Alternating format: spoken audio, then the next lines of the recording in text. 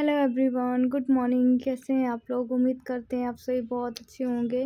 सबसे पहले मैं आपको ये बता दूं कि मुझे अभी ना कल पता चला कि मेरे हस्बैंड को एडमिट किया है डॉक्टर ने, और कुछ उनको इंजेक्शन लगाने थे। इधर से तो वो अच्छे वाले गए थे, आपने भी देखा था। वहाँ उनके साथ क्या हुआ क्या नहीं वो मुझे नहीं पता, पर मेरे सर को कुछ इंजेक्शन लगे हैं, वो मैं आगे की वीडियो में बताऊँगी आपको।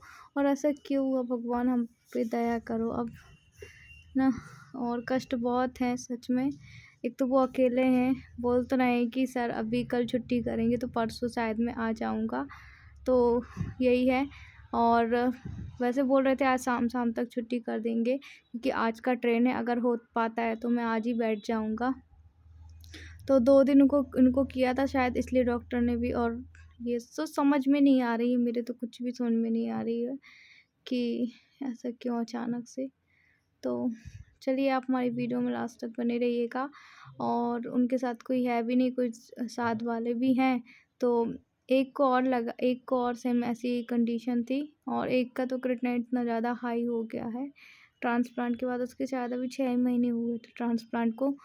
तो ये सब मेरे हस्बैंड से बहुत ज़्यादा मतलब वो एकदम उदास नज़र आ रहे थे जब वो मुझसे बात कर रहे थे। थोड़ी सी मैंने उनको हिम्मत देने की कोशिश की।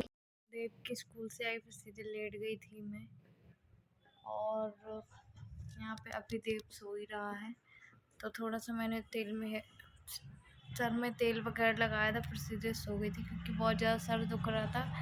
एक्चुअली उसको स्कूल से भी आई थी, और हस्बैंड बता रहे थे बाहर बहुत ज़्यादा शोर हो रहा है।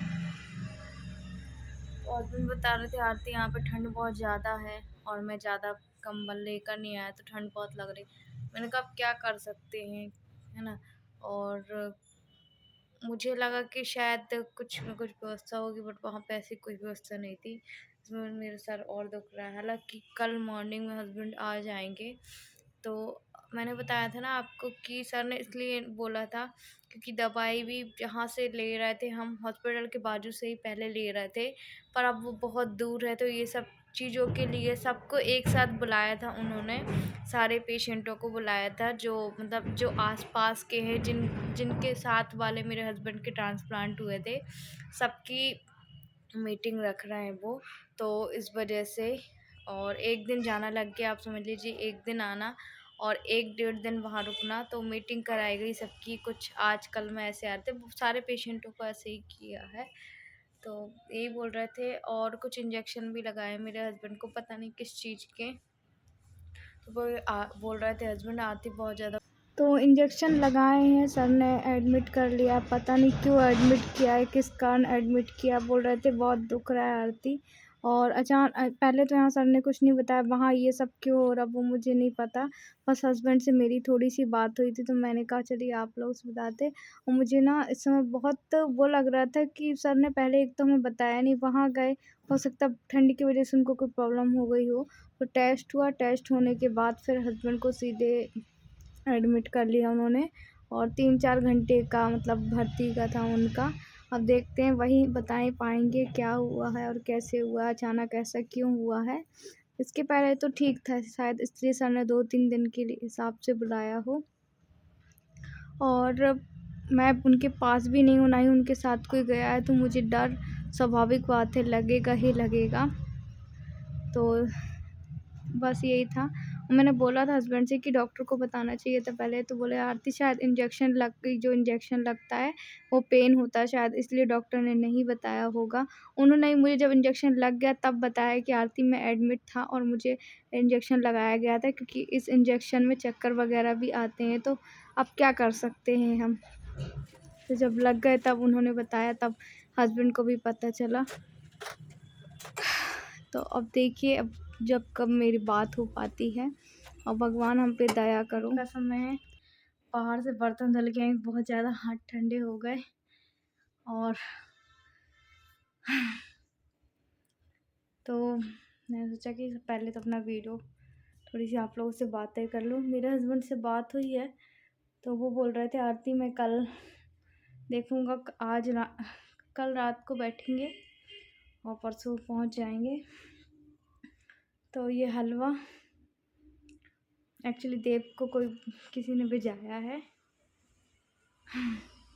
बर्थडे में वो गया हुआ था, तो वो हलवा घर में ले आया और केक लाया था, हलवा और केक। तो मैं खा रही हूँ हलवा। वैसे मुझे ये हलवा पसंद नहीं उतना अच्छा।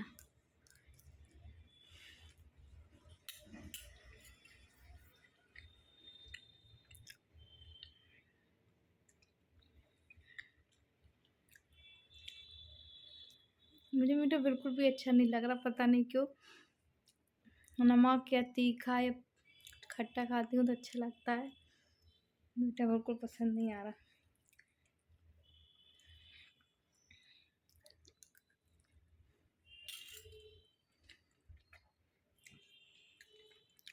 देव के पैरों में मालिश कर लूँ, उसके बाद फिर आपसे सीधे मॉर्निंग में मिलूँगी।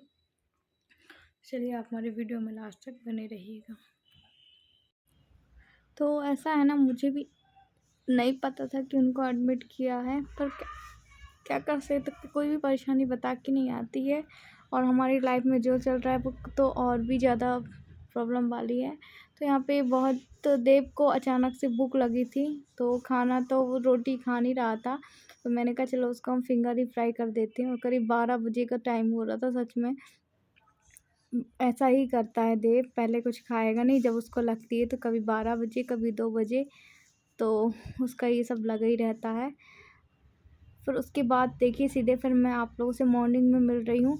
और मैंने अपने हस्बैंड से कहा कि अगर ज़रूरत है तो मैं वहाँ पर आऊँ, तो बोले नहीं आती।